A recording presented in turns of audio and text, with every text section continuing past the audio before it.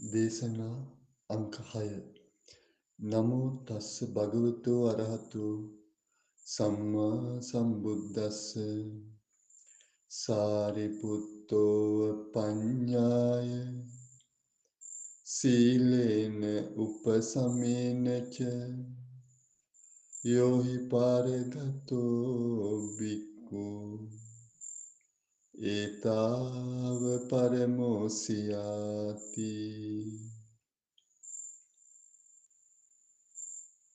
මහා හත්තිපදෝපම සූත්‍රය පටන් ගන්නවා සාරිපුත්ත මහරහතන් වහන්සේ මේ විදිහට සේයතාපි ආවසෝ යානි කානිච ජංගලානම් පානානම් පදජාතානි සබ්බානි තානි හත්තිපදේ සමෝදානං ගච්ඡanti කියලා. උපමාවකින් මේක ඕපම වර්ගයේ දැක්වෙන්නේ මජ්ක්‍ධිම නිකායේ. සේයතාපි ආවසෝ යානි කානිච ජංගලානම් පානානම් පදජාතානි සබ්බානි තානි හත්තිපදේ සමෝදානං ගච්ඡanti. ප්‍රියාස්මත්නි මේ පොළවේ හැසිරෙන පොළොව මතු පිට හැසිරෙන පාසහිත යම්තාක් සත්වයෝ ඇද්ද ඒ සත්‍යයන් අතර හස්තිපාදයේ තරම් විශාල පියවරක් මේ පොළවේ පිහිටවන වෙන පියවරක් වෙන සත්වයකගේ පියවරක් නැහැ කියනවා. හස්තිපාදයේ තමයි හත්තිපදං තේසං අග්ගමක්ඛයාති යද්දම්මහන්තේන. හස්තිපාදයේ තමයි ඇත් පියවර තමයි මහත්ම බවට පැමිණෙන්නේ කියනවා පොළවේ පිහිටවන පාතර. ඒවමෙවකෝ ආවසෝ ඒකේචි කුසලා ධම්මා සබ්බේතේ චතුසු අරිය සත්‍යේසු සංඝං ගච්ඡanti. ඒ වගේමයි ප්‍රියාස්මත්නි යම් තාක් කුසල ධර්මයන් ඇද්ද ඒ සියලු කුසල ධර්මයන් චතුරාර්ය සත්‍යයට සංග්‍රහ වෙනවා කියනවා. අපි දැන් මේ ඡේදය කතා කරමු. ඒකේචි කුසලා ධම්මා සබ්බේතේ චතුසු අරිය සත්‍යේසු සංඝං ගච්ඡanti. අපි පසුගිය දේශනාවකදී ධර්ම වශයෙන් චතුරාර්ය සත්‍ය උදුරලා දැක්වුවා. ඒත් ඊට අනුව අපි තේරුම් ගත්තා මේ දුක්ඛ සත්‍ය කුසල් අකුසල් අභ්‍යාපත කියන ධර්ම තුනම සංග්‍රහ වෙනවා කුසල දුක්ඛ සත්‍යයට. ඊළඟට සමුදය සත්‍ය අකුසල ධර්මයන් පමණක් සංග්‍රහ වෙනවා. නිරෝධ සත්‍ය අභ්‍යාකත ධර්මයන් පමණක් සංග්‍රහ වෙනවා. මාර්ග සත්‍ය කුසල ධර්මයන් පමණක් සංග්‍රහ වෙනවා කියලා. එතකොට දුක්ඛ සත්‍ය කොටසක් කුසල් මේ මාර්ග සත්‍ය සම්පූර්ණ කුසල්. සමුදය සත්‍ය අකුසල් නිරෝධ සත්‍ය අභ්‍යාකත. නම් සාරිපුත්‍ර සාන්නාසේ දේශනා කරනවා ඒකේච කුසලා ධම්මා සබ්බේතේ චතුසු අරිය සත්‍යේතු සංඝං ගච්ඡanti. යම් තාක් කුසල ධර්මයන් ඇද්ද සියල්ල චතුරාර්ය සත්‍යයටම සංග්‍රහ වෙනවා කියලා. ඒතර දැන් මේ ඇත් පියවරක අපි ඇත් පියවරක් කොටස් 4කට බෙදලා ඇත් පියවර හස්තියාගේ පොළවේ පිහිටවන පියවර කොටස් 4කට බෙදුවොත් ඒ හතරින් එක කොටසකට එහෙම නැත්නම් කොටස් එකමාරකට වේවා කොටස් එකමාරකට වේවා යම් මුවෙකුගේ වෙනත් වනාන්තරයේ හැසිරෙන වෙනත් සත්වයෙකුගේ පාසටහනක් ඇතුළු වුණොත් ඒ කොටස් හතරෙන් එක කොටසකට හෝ කොටස් එකමාරකට හෝ ඇතුළත් වුණත් ඒ ඇතාගේ පියවර තුලටම ඇතුළු වුණා කියන සංඛ්‍යාවට වැටෙනවානේ. ඒ කියන්නේ වනාන්තරයේ වාසය කරන වෙනත් සත්වයෙකුගේ පාසටහනක් ඇත් පියවර ඇතුළට වැටුණොත් ඇත් පියවරේ කොටසකට වැටුණත් සම්පූර්ණ ඇත් පියවරට වැටෙන්නේ නැහැනේ. කොටසකට වැටුණත් ඒ ඇත් පියවර තුලට සංග්‍රහ වීමක් ඇත් පියවර තුලට වැටීමක් වෙනවා. ඒ අර්ථයෙන් යම්තා කුසල් තියනවාද ඒ කුසල් චතුරාර්ය සත්‍ය කොටසකට හෝ කොටස් එකහමාරකට හෝ සංග්‍රහ වුණ සියලු කුසල ධර්මයන් යම්තා කුසල ධර්මයන් චතුරාර්ය සත්‍ය තුලටම තමයි සංග්‍රහ වෙන්නේ. අර වනාන්තරයේ වාසය කරන සියලු සත්වයන්ගේ පාසට මේ අත්පියවරෙන් කොටසකට ඇතුළු වුණත් අත්පියවර තුලටම ඇතුළත් උනේ. ඒ තුලටමනේ.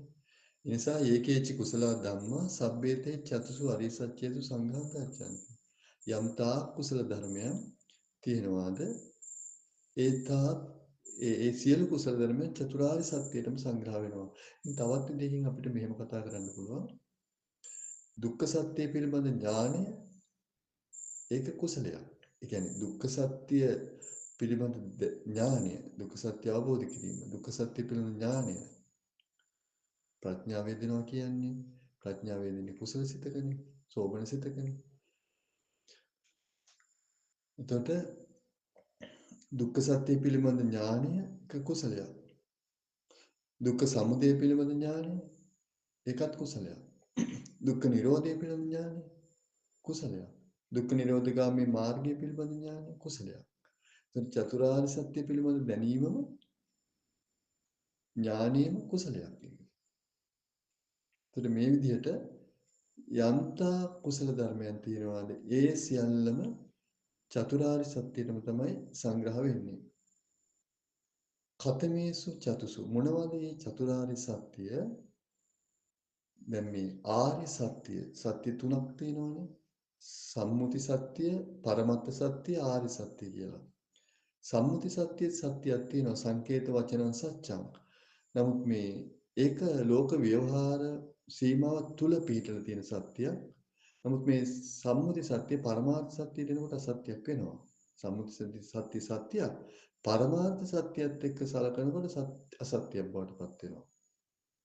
පරමාර්ථ සත්‍ය කියන්නේ ලෝකේ ඇත්තටම විද්‍යාමාන වෙන සත්‍යයක්. චිත්තචෛතසික රූප නිබ්බාන සතර පරමාර්ථ ධර්මයන්. එතකොට මේ පරමාර්ථ සත්‍යයේ සමහරක් අවස්ථා තියෙනවා ආරි සත්‍යයට පැමිණිලා සත්‍ය වෙන අවස්ථා. දැන් අපි උදාහරණයක් ගත්තොත් වේදනාව පරමාර්ථ සත්‍යයේදී කතා කරනවානේ. සුඛ වේදනා, දුක්ඛ වේදනා, උපේක්ෂා වේදනා කියලා. ඒ කියන්නේ සැප වේදනාවක් ගැන කතා කරනවානේ. එතකොට පරමාර්ථ සත්‍යයට අනුව සැප වේදනාව ඒක ඇත්ත. සැප වේදනාවක් ලැබෙනවා. නමුත් ආරි සත්‍යයට අනුව කතා කරන්නේ යම්කිසි ධර්මයක් ඉපදිලා නැති වෙලා යනවනම් හටගෙන නැති වෙලා යනවනම් ඒ හටගෙන නැති වෙලා යන ස්වභාවය අනිත්‍ය ස්වභාවය නිත්‍ය ලක්ෂණය තියලා නැති වෙලා යන ස්වභාවය ඒක අනිත්‍ය ලක්ෂණය. ඒ අනිත්‍ය ලක්ෂණ ධර්ම අනිත්‍යයි. ඊළඟට ඒ ඇතිවීම නැතිවීම දෙකකින් පීඩා විඳිනවනම් ඒ දුක්ඛ ලක්ෂණය. ඇතිවීම නැතිවීම දෙකකින් පීඩා විඳිනවනම් ඒක දුක්ඛ ලක්ෂණය. දුක්ඛ ලක්ෂණය දන්න ධර්ම දුකයි. එතකොට සැප වේදනාව කියන එක ඇතිවීම නැතිවීම දෙකකින් පීඩා විඳින ධර්මයක්. සැප වේදනාව කියන්නේ නිත්‍ය දෙයක් නෙවෙයිනේ. සැප වේදනාව අනිත්‍යයි. ඒ වගේම සැප වේදනාව ඇතිවීම නැතිවීම දෙකකින් පීඩා විඳිනවා. ඇතිවීම නැතිවීම දෙකකින් පෙළෙනවා සැප වේදනාව. ඒක සැප වේදනාව අවශ්‍ය චිත්තක්ෂණයනේ. ඇතිවීම නැතිවීම යනවා. ඇතිවීම නැතිවීම දෙකකින් පීඩා විඳින නිසා දුකයි. ඒ නිසා ආරි සත්‍යයට අනුව සැප වේදනාව කියන්නේ දුකයි.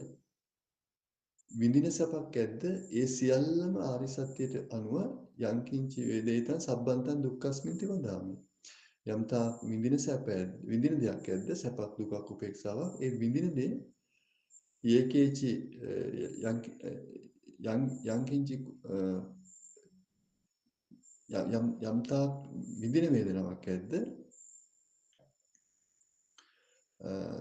ඒක සැප වේදනාවක් වුණත් විඳිනවා නම් දුක් වේදනාවක් වුණත් උපේක්ෂා වේදනාවක් වුණත් දුක් වේදනාව දුකක් යටතේ තමයි සංග්‍රහ වෙන්නේ.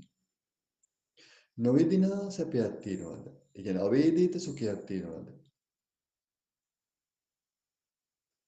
ඒ සැපේ විතරයි සැපයක්. විඳිනවා නම් යං කිංචි වේදිතං සබ්බන්තං දුක්ඛස්මින්ති වදාමි. යමක් විඳිනවා නම් ඒක දුකයි කියලා කියන්නේ. ඒත් නොවිඳිනා සැපේ තමයි නිවන. ඒක අවේදිත සුඛය. ඒක විතරයි සැප වෙන්නේ. එතකොට බලන්න ආරි සත්‍යයට අනුව අර පරමාර්ථ සත්‍යයට අනුව කතා කරපු සැප වේදනාව සත්‍යයක් කියලා කතා කරා ආරි සත්‍යයට අනුව ඒක දුකක් වෙනවා. එතකොට මේ ආරි සත්‍ය තමයි ඉහළින්ම කියන සත්‍ය වෙන්නේ. සම්මා සම්බුදු සරණයි.